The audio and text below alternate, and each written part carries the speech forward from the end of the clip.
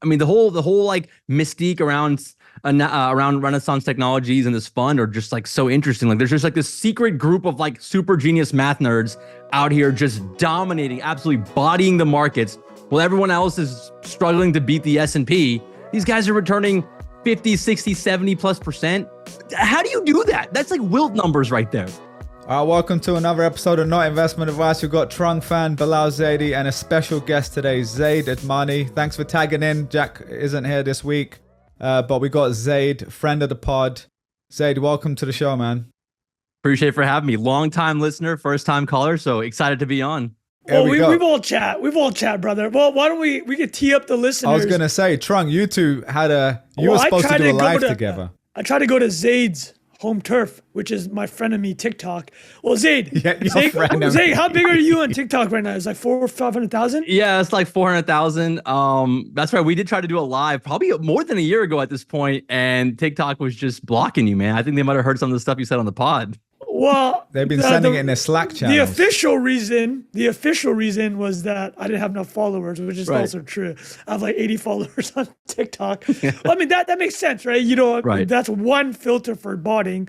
But I also like your theory because random shit poster with no economic interest in anything is going to sounds a bit like your CNBC appearance, Trung, because you made shockwaves then, but then after they realized you were just trolling. I hope no one bought anything that I had said anything about because those numbers are not looking good. But Zaid, I got a question for you. So you're obviously quite big on TikTok. You have a congratulations new show on with the Public Podcast Network. Is that correct? I forget the exact name. Public Media Network. Wait, we should just clarify that just was announced today. Like this morning. It was not that you've been doing this for a long time. You don't know the name of the network. And the name of the podcast is The Rundown, yeah? I was listening to it this morning. The Rundown. Great job. It's a short pod. 9 a.m. on Monday. Yeah, short pod, Monday. Yeah, look, break it down. Every day. What's going on? Yeah, so hosting the Rundown. It's a daily pod every day. We try to drop it around 9 a.m. Eastern, right before the market opens.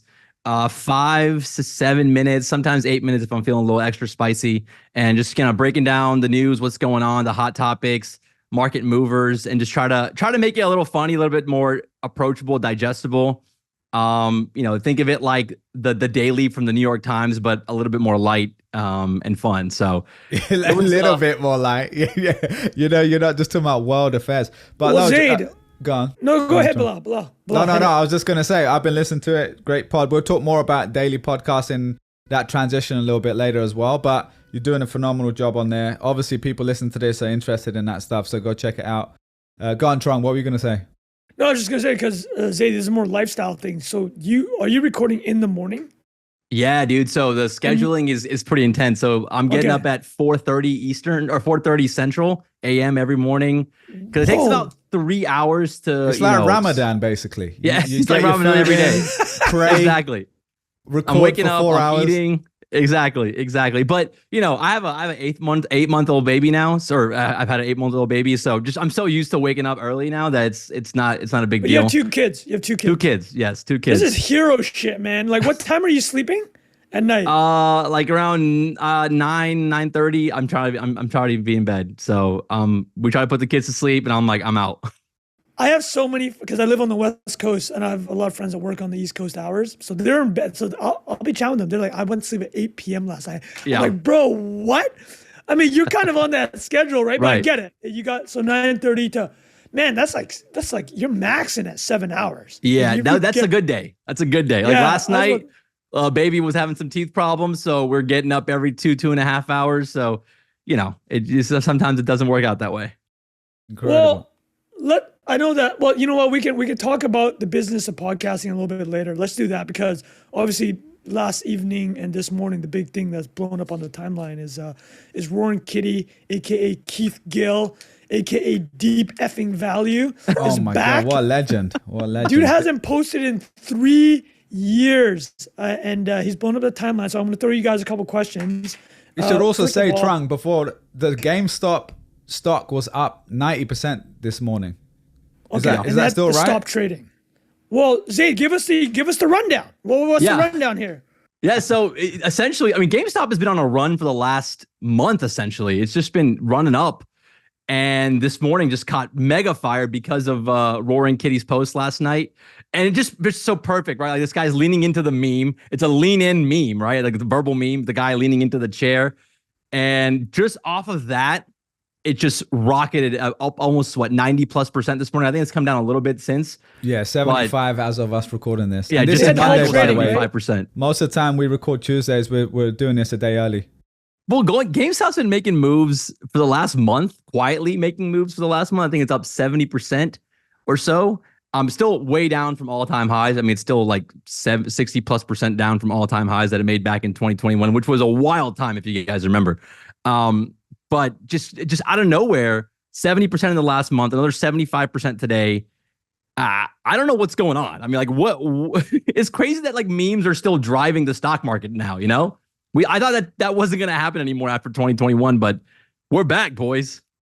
No, that's such a great point, man. It definitely felt like, oh, this is a crazy moment and everything. I mean, you live on internet time, right? We all live in internet time here. And I'll give you an example. Drake and Kendrick, the beef, 10 days, burning hot fire. It's done. Like, done.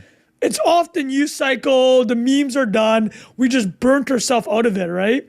And but I think to kind of answer your question, like we don't know what's going on, is the whole fact that Roaring Kitty hasn't said anything in 3 years. I mean, this is just the tactician at work here. He's like, I'm just gonna load up my bags and then not say anything for 3 years. This is like the equivalent of Buffett buying and holding for 50 years. In internet time, that means you say nothing for 3 years and then you post in an ambiguous tweet and then you completely burn some massive hedge funds. I think the hedge funds are out. Somebody posted 1.5 bill on shorts today. Oh my God. So like, no, but it's like, this would be the way you do it now, right? This is the revenge is best served cold in the internet era. You wait for 3 years. You don't say a word. And then you just post something and millions of people are obviously watching your feed. And I mean, I was scanning through the Wall Street Bets subreddit this morning. Some dudes were overnight. They're just like, I'm just YOLOing. They're like, I'm going full option. I think one guy put in like 100K in options. He was already up 5x in the morning. But like, this is like the energy. But to answer your questions, is like, I agreed. I felt that this kind of moment was done. But are we going to give some credence to the genius of saying nothing for 3 years? Right. And then, I mean, dude, if he had loaded up his bags the night before, because we don't know how much he owns or still owns. I think the numbers for him at the time was he had turned 50K into something like 40 mil at its peak. Right. So if you, based on what you said, they had a 70% run this early this year. So I think my math is going to be off a bit, but it's like, so the market cap of the company is about 5 bill to start the year. It's 10 bill right now, but off from 20 bill, which is what you said. Even then, Roaring Kitty, this guy's sitting on 8-figure bags. Also, this guy's the fucking man, right? Like, he has a CFA, major finance background. Wait. I love that Trunk's first thing was he has a CFA. He's the most famous CFA. He's the man. He has a CFA. No, what I mean is like, he even like paid his dues a bit, unlike Trunk. This guy like is the epitome of his background. He's like an accounting background, right? So he understands finance back and forth.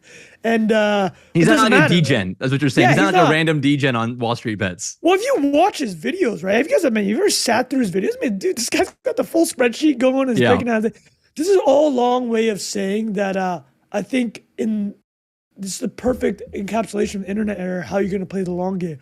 In this year, in the sense, the long game is 3 years, right? It's no longer 50 years. I don't know how you guys think about everything I just verbal diarrhea. Do you think that he's been adding to his bags over the last month and maybe he's somewhat responsible for the pump up in the price? I mean, again, 70% up in the last month before today. That's a good question, yeah. I wonder he's like just been in the shadows, making moves. Well, what I feel like, to your point, is I believe absolutely yes, he's been adding to his bags. I believe he's a believer. So and it was just a perfect time to strike, right? You guys mentioned something. So like, I mean, we'll talk about it a bit later, but Zaid was talking about how Public had a launch of its media network. So for people who don't know about Public, we didn't touch on it. It was Public is a bit of but it's a brokerage Or yeah, so it is, right? It's a brokerage, yeah, Robinhood competitor. Whole point is like another thing I saw a tweet this morning from Netcap Girl. She had a hilarious tweet. Everybody was waiting for OpenAI's announcement. Oh, that's right. So OpenAI has some. It might be, dude. They might be announcing AGI for all we know. But like Roaring Kitty comes off from the top rope and just destroys that news cycle, right? Anyways, man, Bilal, thoughts when you saw this? No, I mean I was also just thinking about the movie. Did you watch the movie, Zaid? No, I never saw the movie. I should go watch it. Oh my God, you with would Rogan, love it. Seth Rogen, right? Yeah, I'm surprised you didn't watch it because I haven't it's seen really it yet, good. no. Did you watch it, Trung? I didn't watch it. Is it good? Oh my God, I watched it twice. No lie. I mean, I watched it on a plane once, and I watched it with my girl. I mean, I'm not saying it's the best movie in the world, but it was actually pretty well made, and it was a lot of that nostalgia, peak NIA, like the beginning of NIA, what was going on, and the crazy stuff we were going through. It's a fun movie, and the way they've got the hedge fund guys, which we're obviously going to talk about Jim Simons a little bit after this as well, but they kind of capture both sides of the aisle here. And the guy who played Roaring Kitty is one of the few movies where the real Roaring Kitty is even more handsome and suave than the actor, because the actor's an actor, right? He's got to be on screen. The real Roaring Kitty is a real G. Like he knows how to speak. Paul Dano. I just Googled. If you compare way better them, looking. It's incredible, bro. I don't know Paul Dano. He's got a second career here. Yeah, Paul Dano is the preacher from There Will Be Blood, one of the greatest movies in the last 2 decades, by the way. Dude, Bilal, I'm so glad you mentioned that because I went to Google it. First of all, straight up, Keith Gill's a handsome cat. I'm just gonna say it. That's what I'm saying. Keith Gill's a handsome cat. He's made for this. People don't know. On top of the fact that this dude's got a CFA accounting background, he was a national ranked like long distance runner, 4 minute mile pace until he blew out his Achilles. So this guy, I mean, Keith Gill is an dude. I love this guy so much, man. He's just every person, just regular Joe working at Mass Mutual. He's working at Mass Mutual, dude. Mass Mutual. Anyways, Bilal, I love that you gave a 2 thumbs up rating on this film. It's brilliant. I'm gonna get on a flight later this week, so I think I'm gonna download the movie and watch it. I have to check it out. It's worth it. And again, I don't want to overhype it, but it's all the things you just said there, Trung, just around him being this likable character. They do a great job of capturing that. Like even the beer he drinks, it's like the everyman's beer. Bilal made this movie sound like Casablanca. Yeah, oh my God, I watched it twice. This is top 10 movie of all time. You know? Incredible. But no, he's back in the game. I mean, the one question I have is at the end of the movie, they kind of talk about, because he was holding the bags throughout and he was sharing transparently like his position, right? So do you guys know what happened now in real life? Like at the end, I'm assuming he cashed out some so that he's not like, I would assume running this down like Dogecoin guy. No, but I mean like he's up like what? 1000x on the position, you just trim a little bit, you're fine, right? Yeah, but I think the problem, what they showed in the movie though, is that because he was sharing publicly, even trimming a little bit, that obviously moves the price because it's not about how much he's trimming. It's other people then say like, oh, is something wrong? And by the time he held it all the way through, all the way down as well, I think by the end he kind of just disappears for a little while, and people just appreciate, okay, now he's off into the distance, made some money. But yeah, so I haven't actually watched the video because it just dropped. I will say today. Why dude, it's not just a video. He's in the last like a trailer hour, he's posted 4 clips. Like he just posted one 37 seconds ago. Like this guy, to answer like Bilal's Kendrick question, Lamar back to back, like 5 songs in the tuck. You know what I mean? So like 5 songs. Yeah, he's ready. He's ready.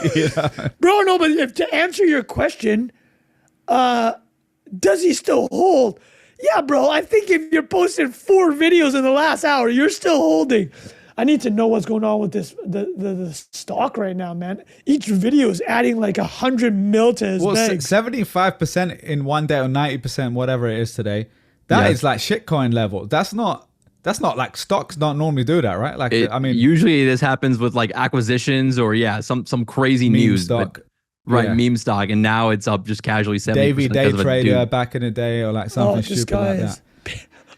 or as they say, paper hands Portnoy. Yeah. You know, my favorite part about the whole Roaring Kitties thing was back in 21 was, do you remember they had to go in front of Congress and testify in front of Congress, and it was all over Zoom because of the pandemic?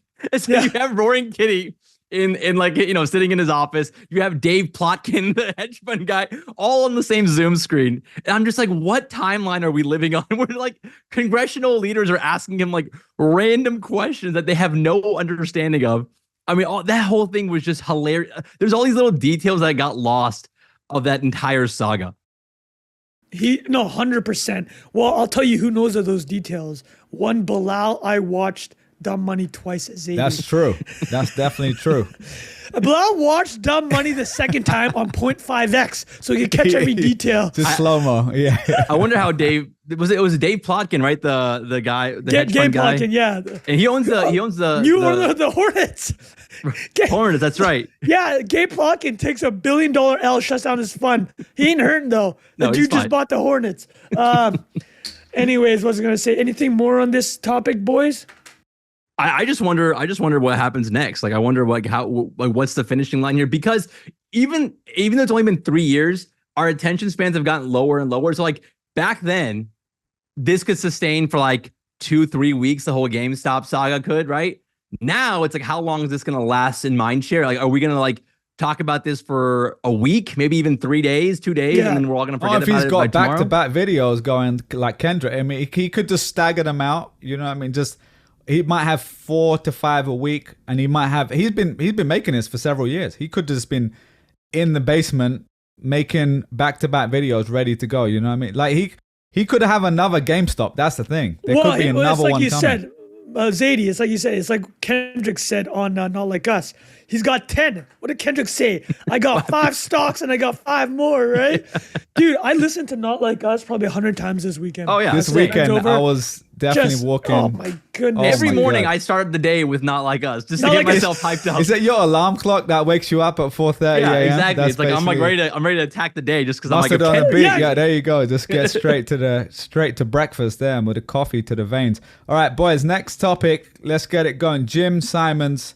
I know you two probably know more about this guy than I do. Obviously, all I know, he's a legend, Renaissance. He's one of the best, if not the best investor of all time. I will say, when I was reading this news, the amount of times we use the phrase best investor of all time, we do need to have some subcategories here, because, you know, there's Warren Buffett, there's him. We've talked about Druckenmiller, right? Trung, you had a podcast with him.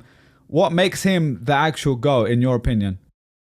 Well, I got to take on this, by the way. I got to take on this. Reel off some numbers, and I'll give you my take. I definitely got to take on this. So yeah, you're right. I actually do agree with you, Bilal, about like the whole GOAT conversation. It's kind of like basketball. It kind of gets watered down. I think for me, Jim Simons is like the Wilt Chamberlain, right? Because the stats that Jim Simons and the Renaissance Fund was able to do is just Medallion Fund, which is the crown jewel of Renaissance. Yeah. Yes. Like 66% or something. 66% or 62% annualized average returns since 1988 to 2021. How do you do that? That's they like charge like 40% right dude, carry or something, right? Their top years were 2008 and 2000. Oh my God. So when the markets are imploding, they're doing 100+%. Yeah, to answer Bilal. Sorry, I was going to say management fee, gross. whatever. Yeah, those are gross. So even net of their fees, which were their fees were 44% carry, 5% management. Which like the fire movement, Vanguard bros are not very happy about that. Like you know what I mean? I would give Jim Simons my entire everything if I could and pay that fee. It's wild. If he could return these numbers. No, but the whole point is the reason why they raised it and ratcheted it up to that level is because they didn't want outside money anymore. The thing with like these money management firms is, you start off with outside money because you're not FU rich.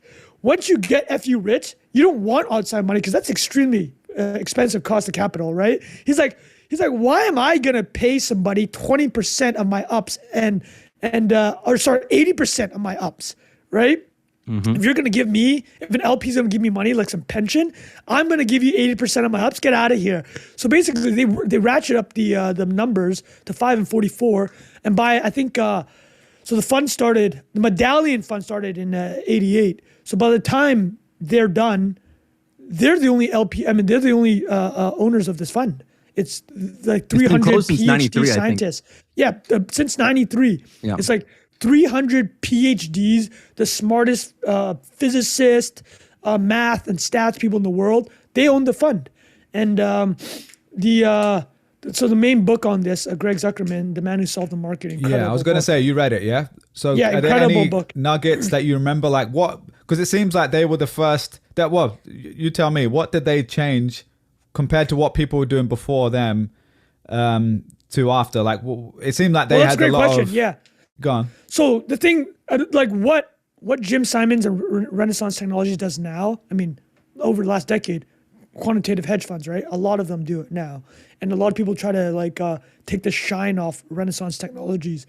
I mean, they do it two ways. One, right? The first way they say is like, oh, a lot of people do quant funds now, which is true. But to answer your question exactly, Bilal, they were the the pioneers of this. Where in the pioneer in the sense of this, Jim Simons is like, I'm just going to hire these smartest mathematicians and stats people in the world, and we're going to figure this out. Versus I'm going to hire the smartest like Harvard MBAs and I'm going to figure it out, right? And I mean, because he comes from a crazy math background. He ran the math department at Stony Brook University. He worked closely with Nelson Rockefeller, or one of the governors of New York wanted to really make New York a academic institution for math, and they ended up tapping Jim Simons. And Jim Simons, when he started what became Renaissance Technologies, he did it at the age of 40. So this guy had lived a full life previously, right? He's one of the world's top mathematicians. There's a really famous, like, I forgot what it's called. It's like Chang Simons. I'm butchering it. He won a medal in geometry for one of his theories. And then he'd worked for the NSA, or kind of like a government code-breaking department. Yeah. But he got fired because of his anti-Vietnam War protest stuff. But to answer your question, Bilal, the main thing he did was he hired non-finance people that were just really effing smart. And they transmitted basically stuff from the code-breaking industry where can we find signal from the noise? And they did it for the stock market. We can get in, I'm happy to talk about. So I've heard about that, but I'm curious, and Zaid, you might know about this too. Just that was the original thing where many people weren't doing it, but then everyone kind of went to that model, it seems like, or lots of people did. And in the last, let's say even 10, 15 years, where everything is about, probably more than 10, right? Yeah. Like 15, 20 years, it's been strictly about, high frequency stuff or getting access to certain data points that other people might not have, proprietary.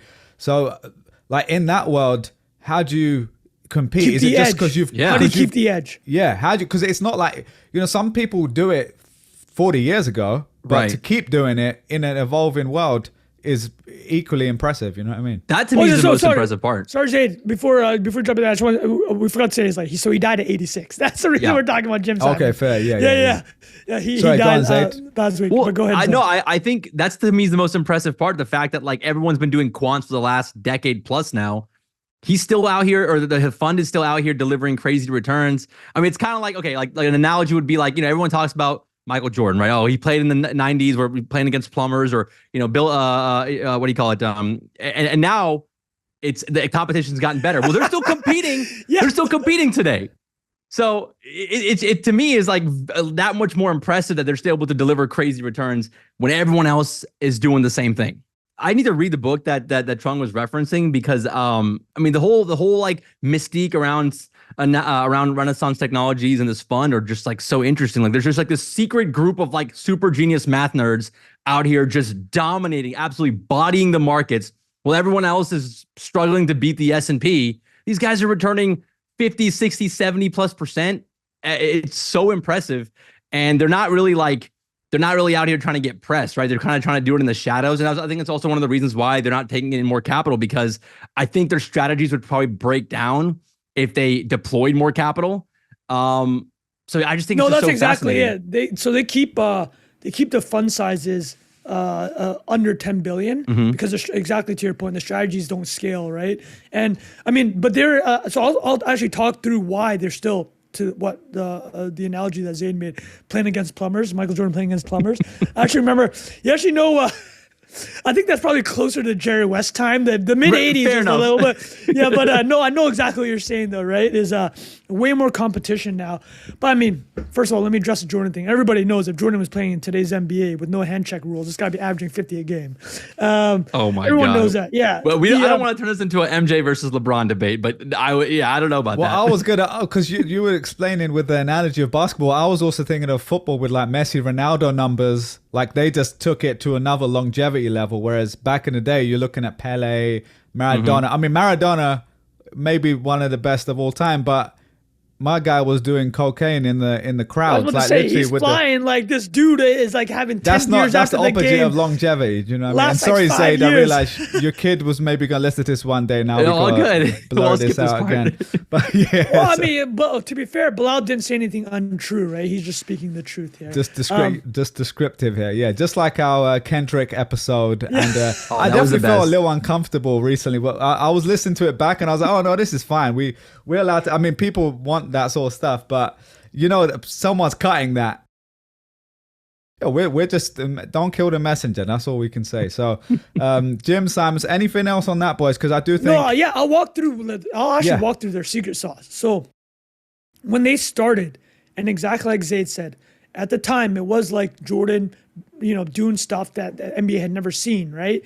So, in the late 80s, so they were doing stuff that they're timing the market. So they found some anomalies in the market, which are very well known now. One of their probably most profitable trading moves was literally just momentum and mean reversion. So they would pile into stocks that were running. Look, the idea of momentum hadn't really kind of hit the market. And then mean reversion is like, how is this stock doing versus its standard 50-day trading? Has it exploded up? Like the medallion fund modeled would have looked at GameStop today and be like, oh, it's up 200% versus like whatever. It's just inching up every day for the past 60 days. It's probably going to mean revert, right? So mean reversion, which everybody understands, was one of their main edges. But they start picking off all these small ones. And I'll give you another example of one they found. So there's a lot of like Friday evening to Monday morning is like a kind of a well-known time where there's less liquidity in the market, people going into the weekends, and then you can kind of pick off trades then. So they were spotting these like calendar anomalies. And this is the thing, they literally did not even know what these companies did. They didn't care. They were looking at price movements, looking at all these signals, and they never tried to understand a company. They were literally looking at the market as a mathematical anomaly and finding these random things. And the way they put it was, we would find, we didn't have a hypothesis. We let the system kind of find these things. And if we didn't fully understand it, we would actually just trust the system.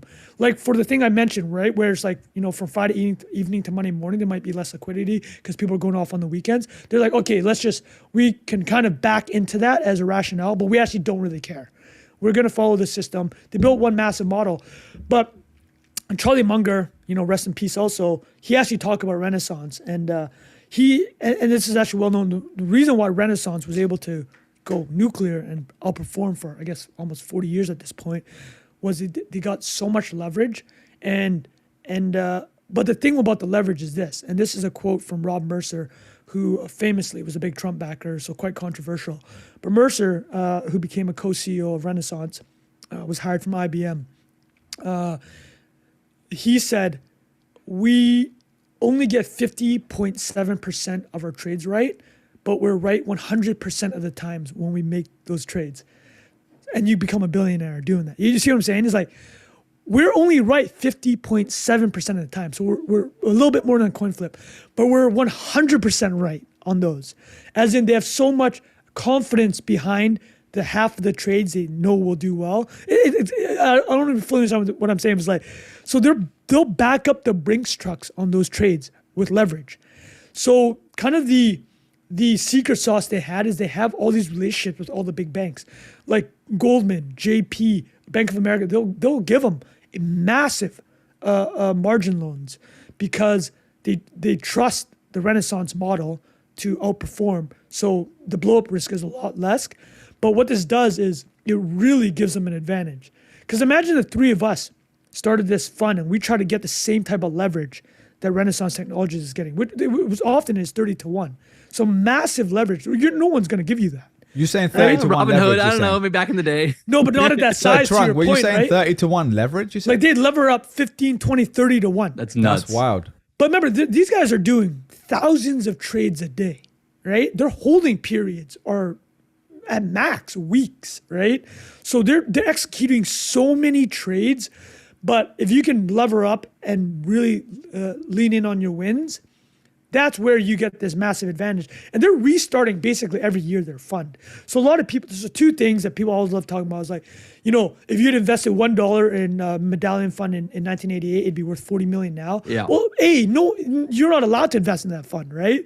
And no, they're not going to let you just invest in that fund. The second thing is they kind of reset their fund every year. There's no compounding. Like Oh, wow. the reason why, you know what I mean? Is like, because they're distributing the money. And they're just restarting with That's a clean wild. sheet. That's So even they're actually- crazier. Yeah, so they're that not is even even crazy. getting I was the thinking the benefit same. you see what I'm saying? They're not even really getting the benefit. They're not like sitting in investment in there for 40 years. It's like restarting every year. And Well, Trung, can I ask one, because kind of what we mentioned before, what stopped other competitors poaching people from there and replicating some of that stuff? Do you know much about that too? yeah, so the big part of it is they are incentivizing new entrants so well because of the 44% carry. So who's your LP? Who are you paying this 5% management fee to? Yourself, right? Yeah. You're paying it to, but the ways you hire younger dudes and you're just paying them. So like that's why they have these crazy fees. And so a guy like Jim Simons who retired in 2010, and so he handed it off to Pete Brown and Ron Mercer. I think it's Ron Mercer. Anyways, these two guys they built the speech transcription natural language processing division of IBM. So like that's where they're coming from. This is like Renaissance Technologies. If you want to just generalize it, it's probably the most profitable use of machine learning in the history of mankind. So, but legitimately, right, is like, so the medallion fund's profits have reached 100 billion. Like this is distribution of the fund is $100 billion. They've minted probably dozens of billionaires, hundreds of centimillionaires. So an interesting thing is this, yes, people have been knocking on their door. So two things, Bilal, I'll answer your other part about the question. So poaching of talent, yeah, it's actually quite a big deal. They sued one of their former employees for leaving the fund and apparently giving away a bit of the secret sauce. So that's a big deal. So to answer your question directly, and you can't talk about Renaissance Technology and the Medallion Fund without mentioning that they paid one of the largest back taxes ever. They got slapped by the government they had structured a lot of their products through derivatives and options. So they were marking them as long-term investment gains, so at the 20%. So this happened a couple of years ago. They ended up paying almost $10 billion in back taxes. Oh, wow. So Wow. yeah, it was like... So it was short term because they had buying exactly. That's wild. So That seems like a pretty amateur move, no? No, because they were Loopholes, making... baby. They're arguing. Yeah, Yeah, that's true, they're yeah. arguing and like... It's probably like by the letter... It's one of those letter of the law, but not the spirit. So... And the other thing is... when you're making that much money and it's that opaque, you start thinking about nation state level stuff, right? It's like, okay, what's actually going on here? There are some people just think that it's like a front and like it's a way to like. Oh, now we're talking, like, Trung. Here we go. This No, is what the I'm saying biggest is rabbit hole. conspiracy fan. There we go. What I'm saying, if there's that Conspiracy much fan. money, dude, $100 billion in distributions, and no one knows where this edge is coming from, like we're talking about. Well, you Like, said he works for the NSA or something. You said Yeah, right? that was my previously, theory. yeah. There we go. No, but like he Tinfoil hat previously time. did, right? Well, I think it was the Institute of Advanced and TLDR is well. Here's the thing: they also have a public fund, right? Because people are knocking at their door; they're desperate. I forgot what the public fund was called. I think it's Renaissance. It's like basically they have a public fund, and it actually manages over $50 billion of pension. Oh, money. wow. Yeah, but it doesn't touch this secret sauce, and it goes to something Zaid had said. It's like, does this model scale? Well, the public fund underperforms S&P 500. So the one that they allowed pension funds and asset managers and governments to invest in does not perform well. So like, I don't think it scales, right? There's the answer. Clearly not. Yeah. So that's kind of great the top breakdown. line. That Zaid, was I know- you go on, oof. Zay. I'm like processing all this. I had no idea it was like that. I'm still trying to figure out like how do you how do you generate crazy returns like that? Either he has like something going on, this tinfoil hat. This is not how I actually believe it. I'm just trying to think like what are the realms of possibilities here? Nancy Pelosi's time machine, on the maybe? payroll, like time machine. There's some completely. Well, you guys have watched Billions, right? Obviously, the show. Have you've know of I've it? seen. I've not caught up obviously, but I've seen the first couple seasons. I stopped after like season 3, I think. But there's those classic things where the guy's going to the field to count how many like flights are coming past or whatever it was. Like that's the sort of stuff that I hope it exists, because I respect that even more. Like the fact that, because a lot of this stuff is just finding, proprietary information in air quotes, right? Because another person might call that something else information. So it is, I don't know, it's pretty incredible. I haven't read the book. I'm going to read that for sure. Because, Greg Zuckerman. But I kind of want to see that's the original text. I kind of want to see the rabbit hole text too, because there must be people that shared stuff like that. The secret 100%. source. I want to know the dirt. Detail. Like what's going on there? Yeah. Well, exactly. actually, hold on a second here. I'll actually walk through a couple things. So I'm going to list off a couple. I wrote a thread on this a couple years ago, but I'll list off a couple things and I'd love your thoughts on it. This one is actually really important. This is what Jim Simons says about why Rentec's so successful. And remember, this guy used to run the math department at Stony Brook University. He knows how to work with the smartest people in the world, right? I've never worked with the smartest people in the world, but I'd imagine it difficult to manage. But Jim Simons has a rep, right? Like he's one of the top geometrists or mathematicians in the world. They respect him. He has his background with the NSA. They know he's legit. They know he's a code breaker. They know he's got this background. So if you're an up-and-coming PhD, you're going to respect Jim Simons, right? This is what Jim said. He says, the model has been first to hire the smartest people you possibly can. I think we have the top scientists in the fields, astronomy, physics, math, and then work collaboratively. We let everyone know what everyone else is doing. So I was saying, it's like, in a lot of academic environments, it's very competitive, right? It's like, who can get this grant? Who can get this award? Jim Simons creates an academic-like environment, but it's actually everybody's pulling the boat in the same direction. This is quite rare in academia, right? Yeah. Academia is very zero-sum, and we joke about how broken academia is here. But Jim Simons creates an environment where you actually can bring the smartest people in the world and empower them to pull in the same direction. Think about that, because they only have one model. The Medallion Fund is one model. A lot of hedge funds nowadays, they're called pod shops, people compete against each other. Like Citadel probably has 100 managers managing a slice of the fund or Ken Griffin's money going in different directions. This one, everyone's going the same direction. Everybody makes the same amount of money if the Medallion Fund makes money. Thoughts on that one?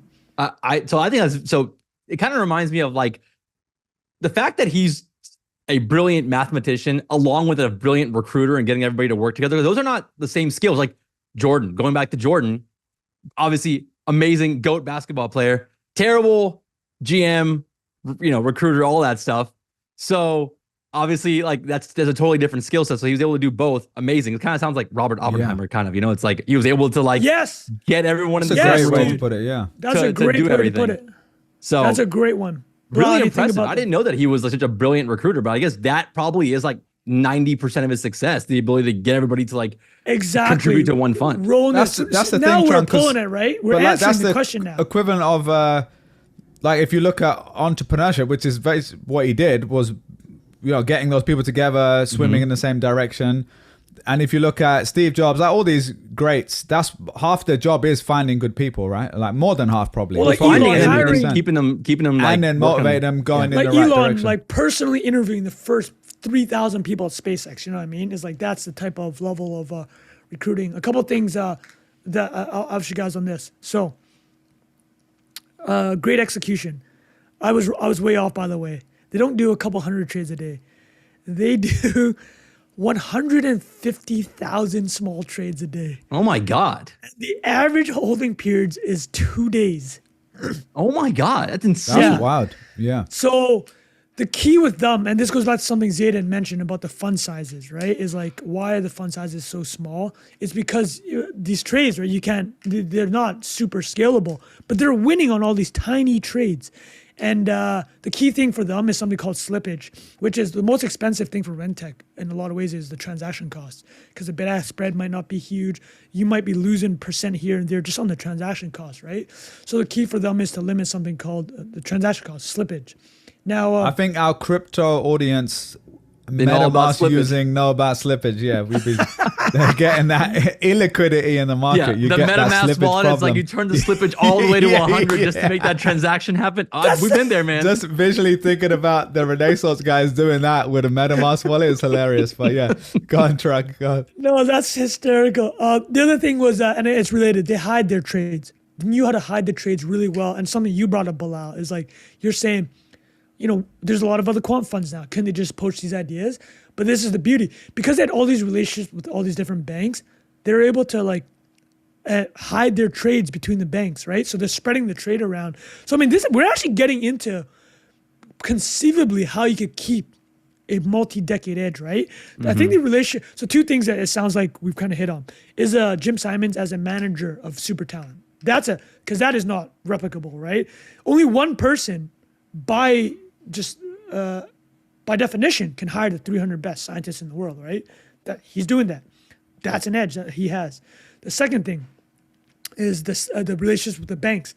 A lot of banks aren't going to give you leverage. They'll give it to Renaissance Technologies because they know Renaissance Technologies risk management is incredible. And now you have the relationship with these banks. You can do the stealth trading. Let me see what else they got there. Oh yeah, tons of diversification. This is actually huge. This is related to their why banks will lend them. They have 4,000 positions, longs and shorts at any one time. So they're doing these hundreds of thousands of trades a day. So, but the amount of long and shorts are so many. Like they're not concentrated, right? They're not like Roaring Kitty in all his bags in GameStop. But that seems to be working. But here you go. Let me. Oh no, sorry. So the max leverage is 20 times.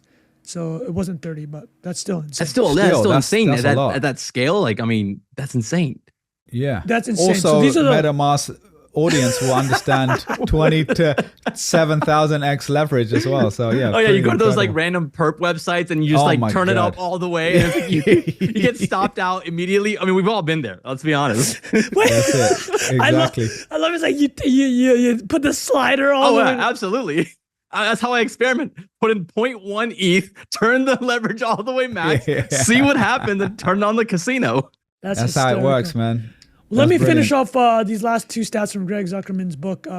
So 1988 to 2018. This is when the stats run through. Their worst year was plus 32%. That's the worst they ever did. Okay, 3 years of 100+% returns, which actually doesn't sound that many. Like Buffett's got a couple 100+% returns, but this is the key. When you're executing 100,000 trades a day and you're finding the market anomalies, their best years were 2000, 2007, 2008. Wow. These are the years, yeah, because this is when Crashes. everyone else is panicking. Yeah. And you're just like, you're trusting the machine. 2000, they're plus 128. To 2007, they're plus 137. 2008, they're plus 152. And then, Wow. yeah, unbelievable, man. And just to juxtapose that with their very dubious outside medallion funds. So these are the funds they let pensions invest Right, in. Tron, when you said to juxtapose that, I thought you were going to share your portfolio performance. Yeah, I was like, all right, let's see what Yeah. Trump's got going. Well, I mean, that or Jim Cramer, Especially right? in It was one those of the two. years as well. Jesus Exactly. Christ. So these are their public funds. It's the Reef, the Ride, and the Ridge. Not good. Not good. So they're doing, these funds are underperforming SP 500. But anyways, there you go, man. Brilliant. The super last thing I'll add is this. There's a video of him talking about his 5 life principles. So I'll say what they are, and then I'll mention the last part, which is kind of sad. He goes, don't run with the pack. Try to do something different. Collaborate with wonderful partners, which is what he's done. Be guided by beauty. So he's a scientist, right? He's a mathematician. He believes beauty is really important. And be persistent, which is obviously done. And this is the last thing. He believes in luck a lot. So actually, he found out these super successful people, they actually believe a lot about luck, right? So he's been quite unlucky also in his life. He lost 2 sons, one in a biking accident, one in a scuba diving accident. So that he talked about his life. He's like, my life has been aces and deuces. So like the full spectrum. But anyways, man, great topic. Yeah, I love that. And I'm pretty sure I read this thread what you just said there. I'm pretty sure I remember reading that now that you said it. That's crazy. I didn't know he had lost his son. Kind of reminds me of Charlie Munger. Didn't he also lose his son too at a young age? Lost his eye, and unbelievable. Just the adversity, just the ability to overcome the adversity is just, I mean, there's a lesson right there. Yeah, 100%. Unreal, man. Beautiful. Zaid, you covered this on your pod as well, right? Yeah, I talked a little mini. We do at the end of the pod. We do a little fun fact, and my fun fact was, let me tell you the stats on the Renaissance Tech, and just kind of going through the medallion fund. And yeah, Jim Simons, I feel like he needed better PR. I mean, obviously, maybe he liked the way that he was kind of underground, but I feel like not as many people in the wider sphere know about him. Everyone knows about Warren Buffett. He's probably the GOAT. And we could have a conversation about that at a separate time. Who is the actual GOAT? Because everyone throws that word around. I mean, I would happily do it right now. I mean, because I think that's relevant. I do think there's different tiers. I think that I think that Warren Buffett is still the GOAT, but the last 15 years, it's like Jordan on the Wizards. All right, he had his time where he just dominated. He went to play baseball. Comes back. He's gambling on the side. He's betting with the security guard. Now he's like, all right, I'm going to coast a little bit. I think he's coasting. I think also one of the reasons why they're not making any big moves is because I think Warren Buffett doesn't want to make any crazy moves to where it damages his legacy, right? I don't think he wants to go out down 50% on some random trade that he makes that maybe he wasn't fully convinced about. That's why they're just stacking cash. It's just a theory. Maybe I'm wrong. No, it's a good because it's like in all sphere. I mean, I think sports is a great example of this. Even now, it's the last week of the Premier League season, right? So after 9.5 months of my mood being dictated by 11 men kicking the ball around, is about to come to an end, right? But basically, this weekend, Arsenal just played Man United 1-0, but you could see after having an incredible season, you could see the nerves coming in, right? They're just misplacing passes, and you're so scared to lose what you've built that you just become extra cautious. And I think that happens a lot with, even on our scale, right? I'll speak for myself. When you a teenager with zero money, and you're like, all right, I've got everything is upside from here, right? Then you make a little bit of money, you build a reputation, etc., etc. After a while, you're like, well, I'd rather just not lose all this shit that I've built, and you take a little bit less risk a lot of the time. And I mean, it goes both ways. Some people will say, oh, now I've got comfort, I can go all in. But I don't know if you guys have something similar like that as well. No, that's pretty loss aversion, right? That's a classic Daniel Kahneman. I know we've talked about him in the past, Bilal. I know you've read the books. We feel the pain of an L way more than the W's.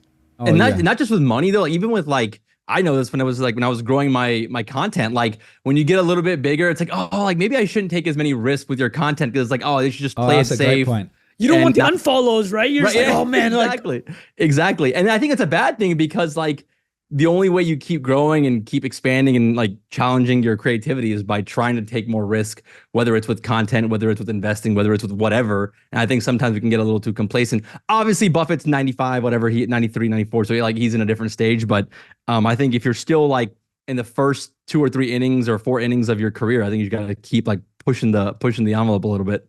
Yeah, that's a great way to put it. And that's a great transition there, Zaid. Because you are in your second or third inning or fifth. Who knows? And I will say, because people who are mostly listening here can't see what's behind you, but can you explain what that is behind you? That little piece of art on the wall. Yes, that right there. It's relevant to your old career, I'm assuming. It is. It's a painting of an excavator. I always like to keep it in the background of these Zoom calls because people. It's a conversation starter, and I come from a civil engineering background. Did that for a decade before transitioning to being a shit poster on the internet. There we go. And dude, talk us through. We should have asked you from the. Yeah. This is why it's called NIA, and this is also why it's called not how to produce. Not interviewing advice is another way. So I will say. Sorry, I will say. No, I don't even know if we introduced Admani Explains, right? So why don't you tell. Well, you let the listeners know. I was going to say real quick, me and Zaid have done a whole, I think, hour and a half long podcast on Creative Lab, but we did a whole breakdown of your whole vertical video stuff. And we Right. even open up Descript and you show how you edit and the scripting process is really, really cool. If anyone's interested in that, like you do a great job of breaking that down. Like we said up front, like you've already got almost 400,000 followers on TikTok, 150 on Instagram. I love your tagline, by the way. SNL meets CNBC explaining Wall Street and Silicon Valley. If I didn't know you, I would try to steal that for our podcast because that's actually the perfect line for us as well. That's a really good. Wait, is that for the TikTok handle? That's for the TikTok handle. Yeah, it's just a little in the bio. I put that in the bio because I'm like, what's the first? If people read your bio, it's the first thing they read. So I try to give them a taste, the reason to follow. And specifically, so I was saying for us, explaining Wall Street and Silicon Valley, not the SNL part, but reason SNL is relevant is because you do these little sketches. Yes. And so could you give us an example of like some of your favorite ones so people can also check those out? We can link to them as well. What is your most viral by numbers? Was it the Snapchat one? Snapchat. I think a while ago. I think that's how I started. I did a one where it's a skit between Zuck trying to buy Snapchat, Evan Spiegel saying no, and Zuck saying, "Well, screw you. I'm just gonna copy you." And then he makes Instagram stories. So that was like my first dopamine rush of like a viral video. And then I think the one that really took me to the top, I did a little explainer sketch video of how the 2008 financial crisis happened, of like banks just giving out subprime mortgages, and then it all came crashing down. So those two are like the ones that stand out to me the most. I don't think they're the most by numbers because I made them back in like 2019 when you had a smaller audience as well. Right. So. But those are the ones that are like, I would say like pivotal pieces of content. Everyone has a pivotal piece of content, right? Like those to me are like the two that went viral, gave me confidence to know that, hey, people actually want content like this. And now I've been, still doing those types of contents, trying to mix it up a little bit now too. So, but you started though while you're still doing civil engineering work. Are you fully off of civil engineer stuff? I'm not fully off, and there's a reason for that. So I work part-time now, right? And it's a pretty good gig. I work like 10 to 15 hours doing engineering. Because one of the things, so like I mentioned earlier, I have 2 kids, right? And one of the biggest stressors was when I fully quit, when I wasn't doing any engineering, was like the up and downs of making money as a creator is wild swings, like right? Brand deals, right? Especially as a short form content creator, right? Like you're fully relying on brand deals. You're fully relying on a lot of things that can be very volatile, right? And you could become a slave to the algorithm, right? Really easily. Versus like, let's say an email list where the numbers are pretty steady. It doesn't go up and down as much, but I've got X number of people, X number of opens, even if that changes. Versus TikTok and Instagram, it's like one video, like you could have 500,000 followers, but like one video might get 10% of the views of another one, sort of thing, right? That's right. Yeah, you just never know. And if I was 22, 23, 24, no kids, I'd probably, wouldn't be doing anything in the side and just fully embracing the content stuff. But I'm okay with like taking this a little bit slow, like slower than maybe others would, just because, I have different responsibilities and I have to kind of like put 100%. That first. So, but working as a civil engineer part-time, 10, 15, 20 hours a week, I think it's good. Like it gives me consistent source of income. I know I can pay the bills using that money. And that gives me a little bit more freedom, a lot more freedom actually, when it comes to like how I want to pursue monetizing the content, how I want to pursue, brand deals that I accept or don't accept. I don't have to accept the brand deal because I know that I'm not reliant on that money. So it's been a good mix for me. The hardest part is like context switching, right? Because like I'm working on like making a video about Steve Jobs, and all of a sudden I get a call like, hey, we're having some construction issues out in the field. Like we need to talk about this. So like just context switching, talking about like, okay, now I got to talk about like, how are we going to resolve some soil issues in the field versus like in the middle of a funny, That's Steve Jobs skit. Yeah. That would be a great skit in itself of like the way your day in the life is, man. That's wild. I've done a few of those actually as well. But one of the things that I've learned is the other reason I don't want to quit engineering fully yet is because I do think there's an opportunity to make like more engineering related content as well, B2B related content for like targeted towards civil engineers. It's something that I've been talked about for the last 2 years. I've never actually fully like pulled the trigger on it because it's only so much time in the day to do finance and then do a job. Yeah. So I'm trying to, I'm taking it slow, and just kind of build slowly. And, I'm at peace with that and just try to see where things land in a decade from now, right? It's a long-term game. It's not like a short-term game. Completely. Well, actually, you'd mentioned that to me on our completely failed TikTok call when you thought the real opportunity actually was on, because less competitive, right? Like you literally could become this civil engineer, a personality, not a personality, Right. even a top media guy, make that an attractive field. Because I know a lot of these kind of fields, civil engineering, certain types of medicine, certain types of financial services, white collar creative work. They're Right. looking to attract young people to that field, right? Exactly. Like, there's literally no face of civil engineering. There's nothing. And so there's a huge opportunity there, and it'd be a lot easier to monetize as well. I mean, you see all these trade magazines, right? So like I go into my boss's office sometimes and I'm like, there's a stack of these magazines, and it's like the Pump magazine and the this magazine. I'm like, who reads this shit? But apparently people do. Oh, you know who do though, right? The decision makers. Decision makers, them, right? Yeah. Right. But eventually the decision makers are going to be people that are consuming TikTok, Instagram, Sure. YouTube, Right. Yeah. LinkedIn. They're not, I mean, no, I don't personally read these magazines, and people that are maybe even slightly older than me don't read these magazines. But there's no other alternative, right? Just the shift is slower than other industries, right? So like Exactly. we've So seen it in like brand and stuff like that. Faster than that. I think there's an opportunity there for not just engineering, civil engineering, but every kind of like B2B vertical. And everyone's work. I mean, Workweek, Trung, they're working on this with a lot of B2B verticals. Yeah. I mean, you probably look at Workweek being like, oh, that's exactly like this. Obviously, Absolutely. different verticals they're going after, but it's certainly that idea.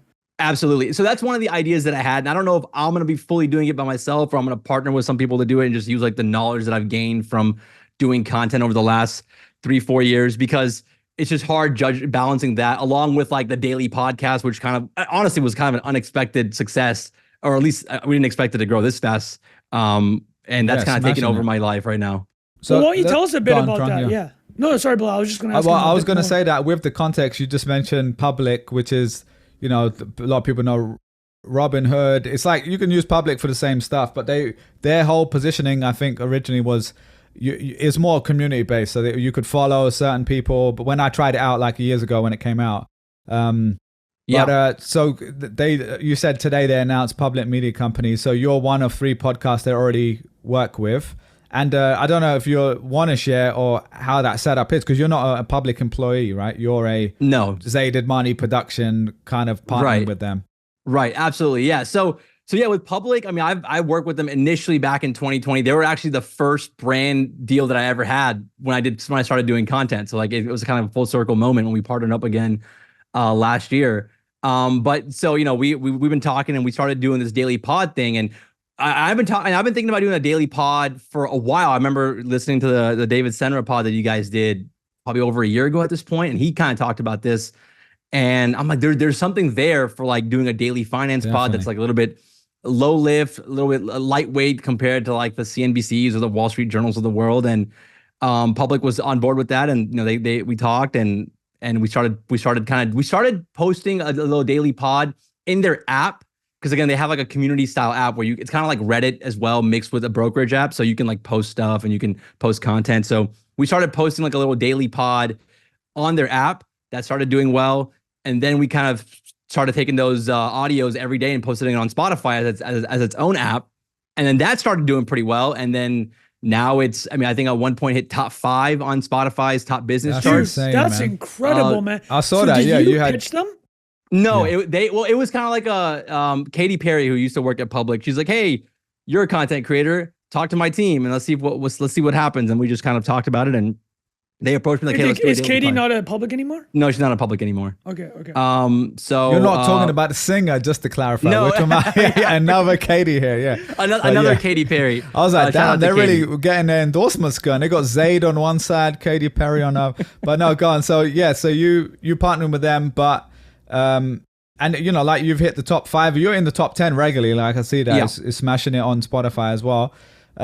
So I think when we've spoken about this, the one I used to listen to back in the day, which I don't even know if they do anymore, was Robinhood Snacks. Did something similar, but it was them. It was 2 guys. 2 guys. Yeah. And I like the kind of solo style of you doing it, and you're kind of taking what you do on. It feels like a longer TikTok video to me, but you've broken it down into segments. But it's not like ours, like where it's an hour long plus, right? And so I think that's a really smart formula. I think it's like a bifurcation happening in the podcasting world. You're going to go either super short, like so every media company is launching a daily pod. Morning Brew has one. Obviously New York Times, Wall Street Journal, all of them have a daily pod. And then you have like the Rogans of the world, you guys, where it's like an hour plus, 2 hour plus long conversation. And so I think there was an opportunity to attack the daily pod space in the finance world. And yeah, again, I didn't expect it to be like a top 5, top 10 podcast so quickly. We just started posting it on Spotify in January. And so it's been really cool to see, and public's done a really good job. Do you guys have any specific growth levers of some inside baseball of how, like, what was the canon that do you think, other than obviously your incredible beard, which is well, when it's not a video podcast, we need to kind of transition. Yeah, but you can hear. Oh, wait until that. That's gonna be the growth level they'll be looking at. There you go. You can hear the beard. You said, yeah, it's just rustling on the microphone. Exactly. That's what people want to hear. That. I think it was a couple things, right? I think number one, they did a really good job. Public did a really good job promoting it with other podcasts. So I think they reached out to the Rich Habits podcast, which is a top 5 podcast on Spotify. I think Scott Galloway's podcast, they did a cross promotion there. Morgan Housel, he has a podcast, so he did a couple shout outs. So those shout outs kind of build the initial momentum. So they did a shout out. It would help drive a surge of traffic, which was nice. And then our job was to make sure that, hey, we need to make sure that our episodes are like just A+ level every single day, to when if someone happens to listen to a pod that day because of a shout out, like they're going to want to come back. They're converted. Retention. Absolutely. Yeah. That's one lever. And they did a really good job doing strategic partnerships early on. The second thing was my Instagram account, for some reason, just started blowing up this year. I went from like 40,000 to 150 this year. Damn, son.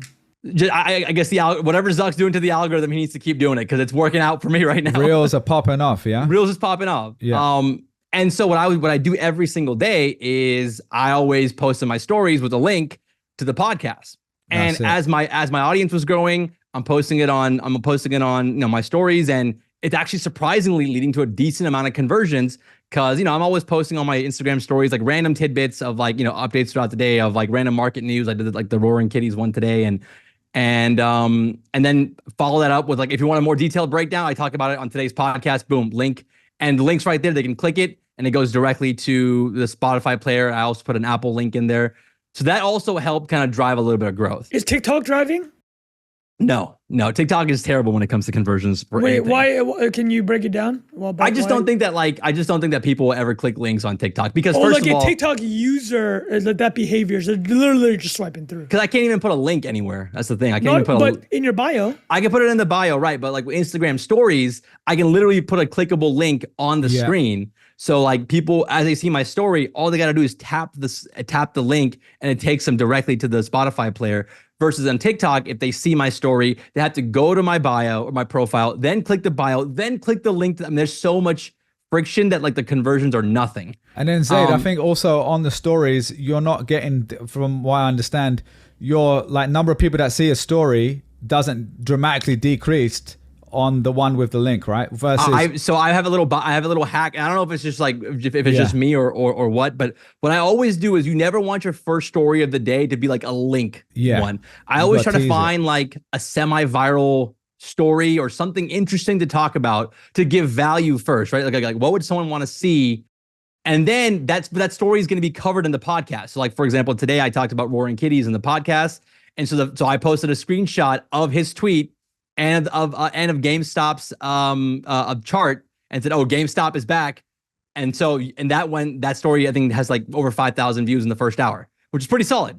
Yeah, that's amazing. Then the next story is the link. Oh, if you want to learn more, check out the Rundown podcast, and there's a link right there. So the conversions are a little bit higher versus if I just post the link to the Rundown to the podcast, people just aren't going to be as likely to click it. Because you've teased them and there's context. Right. It's not just like, here's a spammy promotion. Correct. But I was also saying in terms of just like, for example, on Twitter, which you guys know well as well, on like, let's say Trunk, has lots of followers, but anytime you post the link, it just, you don't get impressions pretty much, right? So throttled. Yeah, so even on my side, when I was going heavy on Creator Lab promotion back in the day, with my small number of followers, it was like videos, like teasers. Like I basically didn't use links until after, and so because as soon as you put the link, it just completely throttles the thing. And so whereas I'm saying even on stories, like one is the logical thing of like, oh, you're teasing someone, you're building interest, It's like a funnel. Like, oh, now I've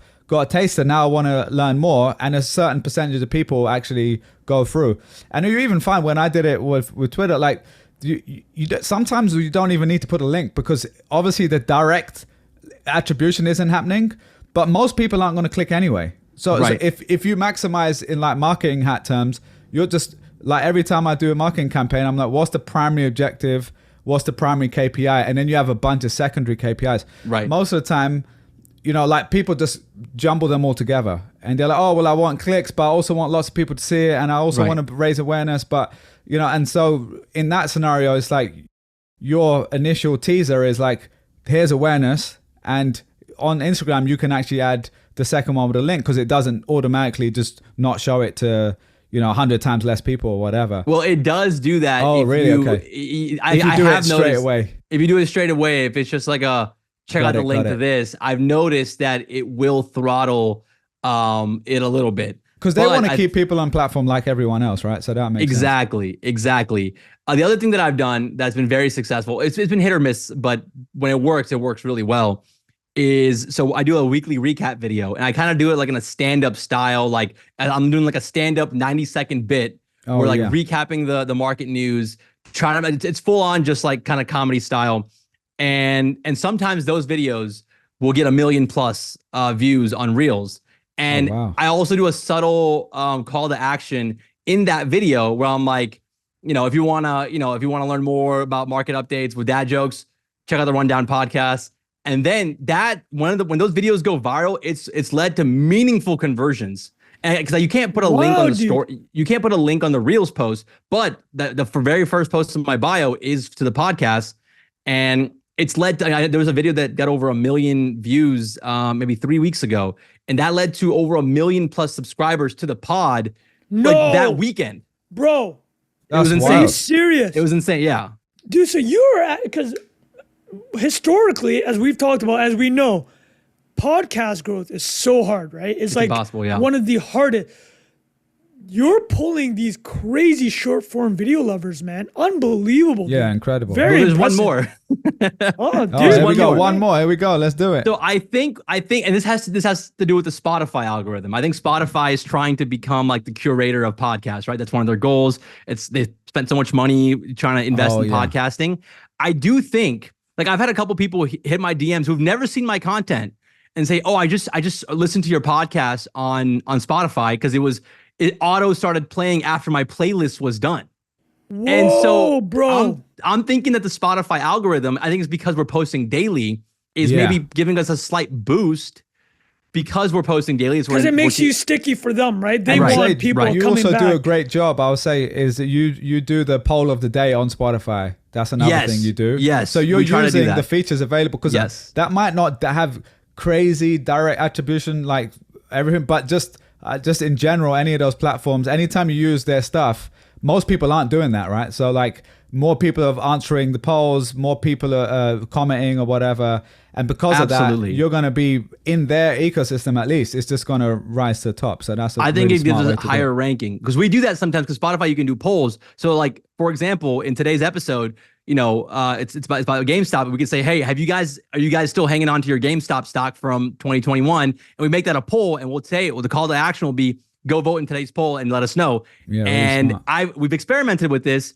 The day we do call to actions for the poll and the day we don't is significant difference in engagement. And I think that engagement helps us rank a little bit higher in the Spotify algorithm. So I think these are just like the little tweaks that I've noticed. And I have no idea this is what's really driving the growth. I mean, again, Public's doing a really good job with the partnerships as well, with partnering. That was huge. Like the initial partnerships in the beginning. Yeah, the seeding in the beginning for pod. The word, it's just, I mean, these are things this is why, like, why I freaking hear Jordan Harbinger on every single pod. Hey, I'll go to the Jordan Harbinger podcast, right? But the whole point is that works, he knows right? what he's doing. Yeah, he's one of the best. That word of mouth works. And you guys, and just as we talked about juxtapose earlier, Bilal was juxtaposing the Medallion Fund versus my fund. Juxtapose the NIA growth efforts versus like what you're pulling off here, right?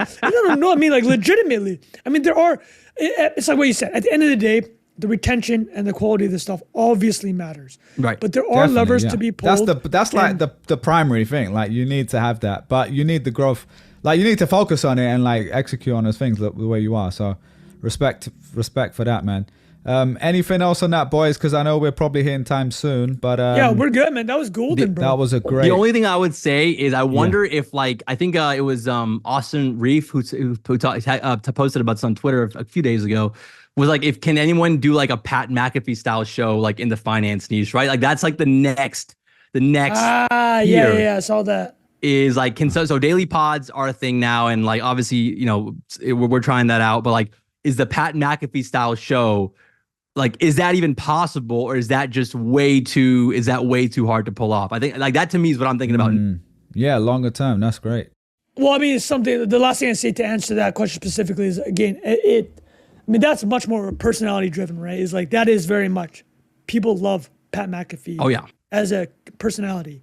So, I mean, 100%. I think you could pull that off. My main I wouldn't call concern, but like I know how difficult daily work is from just working at the hustle, right? Insane. And it's like you're seeing the work. Zaid's been up since 4 a.m. You know? No, but bro, that's what I'm saying. Is like so that's what I'm saying. Like mad respect to when you can pull that off, because I know the daily stuff is an unbelievable grind because you never stop thinking about that product, right? Yeah, and it's actually quite it's a trade-off, man. But it's like sorry, you did it with the hustle, you mean, or was there something else? Yeah, exactly. I mean, we've talked about, and like even like you said, Senra came on and he was like, you guys should do daily live. We've talked about it's just so much work. Like you have to really do it as like a commitment. Well, let me ask you this. You had a comment, but I'm gonna hit you with the direct question. It's like, let's talk about the recording itself. Yeah. How many cuts are you doing? Or are you trying to do a situation where you're like, I'm just going to record 20 minutes free ball. We'll cut it.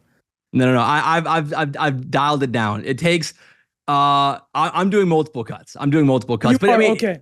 But it's like at this point I'm used to it now, and like I don't have to take as many takes anymore. And you've got the TikTok, like the skill from TikTok. Again, in the episode we did, you literally pull up the script and you're like, here's how I record, here's how I cut, and that takes ages to build up your skill to do that, even, you know what I mean? Well, the thing is, I'm actually recording and editing the podcast myself every day. So it actually makes it a little bit easier because I'm just like, okay, I know what line to say. I'll say it 3 times because like me and the public, we have a couple guys at public, Mike and Connor, who like help out with the scripting of like the show, or at least the general outline, and they're very good at that. So they're getting up early in the morning as well. We script everything out, or we generally have a general outline, and then it's like my turn to like record and edit.